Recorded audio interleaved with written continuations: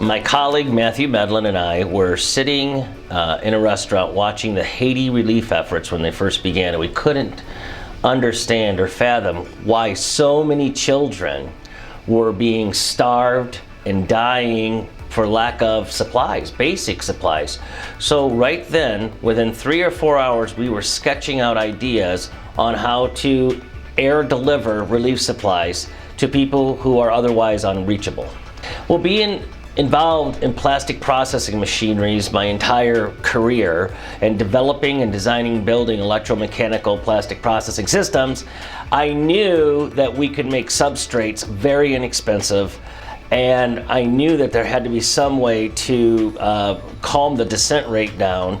And the first thing we thought of is just really inexpensive polyethylene, and that's how we got started. So my familiarity with plastic processing, it really gave me the idea. We found an old warehouse building. Matthew climbed up to the top, and I was the guinea pig down below, and we tossed these packs off the building. We're like, oh my. And then of course at our houses, we're tossing them off the roof, and of course Mrs. Potter probably was thinking, what is going on out there? What we've done is created efficiencies and economy of scale. So now the packs are very cost effective on a metric ton cost delivered to the beneficiary, to the customer. And so by the miracle of capitalism and economies of scale, it's very inexpensive to do this. Under our founding company, Potter Tech, we rented a helicopter, went out to a farm and dropped these supplies out of a helicopter.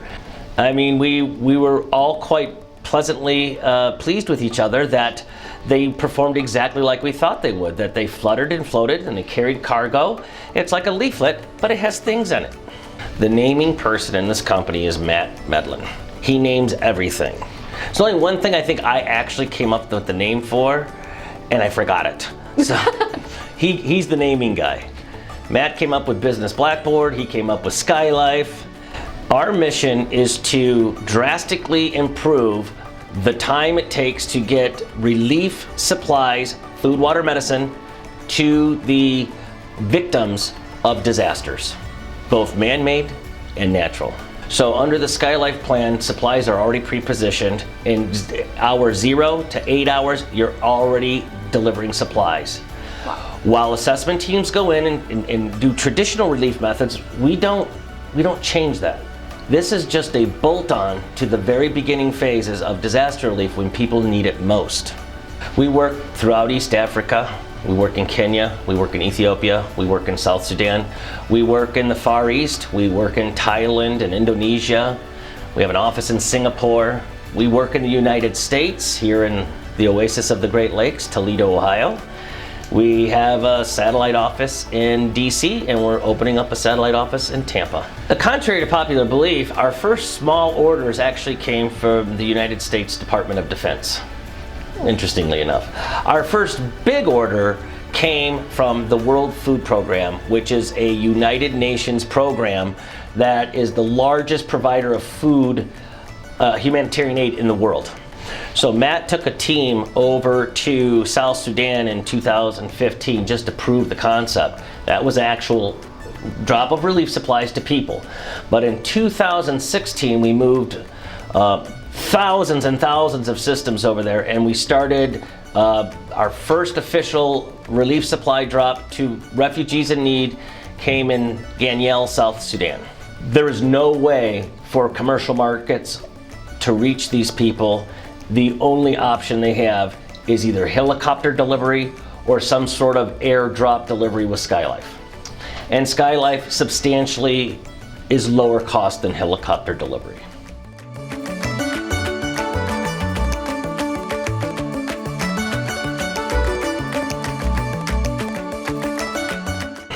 David Beasley, in January of 2018, the executive director of the World Food Program, former governor of South Carolina, he flat out said in 2 years, the SkyLIFE system saved the World Food Program $45 million.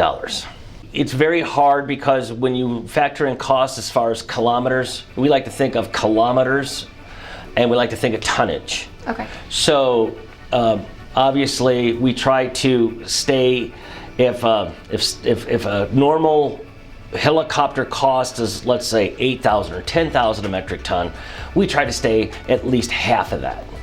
And so the war on hunger, we are just a small tool in the toolbox. Our entire workforce in South Sudan, which is predominantly female, they have taken it upon themselves to design their own uniforms, and they took our systems and procedures like automotive quality systems, and they've completely revamped them so they check each other's work.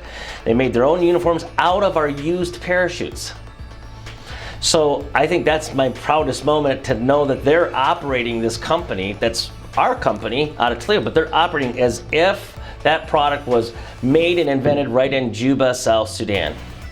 I think the biggest obstacle that we had to overcome was, other than being shot at and having to hunker down in the bunker with the World Food Program on their compound, when the shooting stopped, we couldn't reopen the facility in Juba, so we had to open a facility in Entebbe, Uganda, and retrain an entire new workforce and get back in the business of being in business. When that became somewhat financially difficult for the WFP, we had to go back to Juba and completely hire new people and reopen that facility in Juba. And then the flights became a little bit longer, so we opened up an identical facility in Gambela, Ethiopia. And so we've actually had facilities in Jima, Ethiopia, Gambela, Ethiopia, Entebbe, Uganda, and Juba, South Sudan. When you go to Ethiopia, or you go to Kenya, or you go to Thailand, or you go to Indonesia, or you go to the Philippines, all of which I've been in the last year, and China, the thing that I notice most is almost everybody's friendly regardless of where you go. And most of their internal issues, let's take South Sudan, stem from things that we cannot opine on, because we don't know the last 100 years of this particular family against this particular family, and some people call it tribal, but it's really the geographic capital. And if you're from a certain region, then that's your region. And if you're from another region, well, that's your region. And of course, then it's tribal on top of that. So it's like, when I say tribal, kind of like a religion almost, not quite. So it's too complex for us to opine or make an opinion. So what we try to do is be very honest, very friendly with everybody, and say, we're here to do a mission. This is the mission. I'm not going to get in your business, and you stay out of my business, and we get along fine. And I'm invited to dinners and parties, and nobody seems to have a problem with Americans. I think that SkyLIFE has many things that it does very well, but island nations' immediate need after the onset of a natural disaster is where I think we fit best. So think of Thailand, Indonesia, Philippines, Bangladesh, Malaysia, India, parts of China, and of course all the Pacific Island nations. You really just don't have time to get boats where they need to be, to get supplies where they need to be, the roads, the infrastructure. So I think we fit best in Southeast Asia. We have patents throughout Asia, Europe, United States, Mexico, Canada. We have patents and patents pending in 38 countries. We have patents on the parachute absorption material, the skybox. We have parachutes on the descending packets and the wing design. We have patents on the manufacturing of such product, and we've not only got them approved by the USPTO, the United States Patent and Trademark Office, but also China and the European Union office in Munich. Oh, this is an interesting story. We did a very special project called Project Phoenix, and we ended up delivering 14,000 sky packs to people in need in South Sudan. But we didn't have time to label everything in any kind of a certain language, so everything was in English. And what's interesting is not only was the campaign 100% successful, our metrics of sharing and cooperation were quite frankly better than anticipated. There was a order a sociological order that we were hoping for, but we didn't expect it to be this profound. And in fact, they had so much water that we delivered in these little pouches that they took it upon themselves to determine that we may have over-delivered water, and they brought them back to us. And we're like, no, you can keep the water. But that's the kind of calm, reassuring, this is the type of relief supplies that reduce panic, reduce anxiety. Everybody got something and everybody was happy. I think one of the things that we're excited about is our patents and our technology and messaging with our video cards and our audio cards, and we call it SkyCom.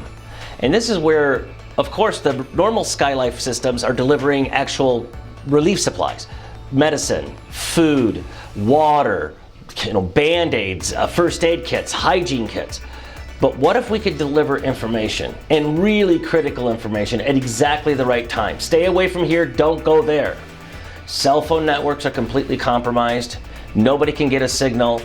Yet we've come up with a very inexpensive, clever way of getting messages to just about anybody, both video and audio, and on the fly, at the snap of our fingers, we can change the message from the comfort of our offices and give them new information. Well, what's interesting is we've done millions of dollars of research, so now we can offer it to them as a commercial off-the-shelf item for a few dollars.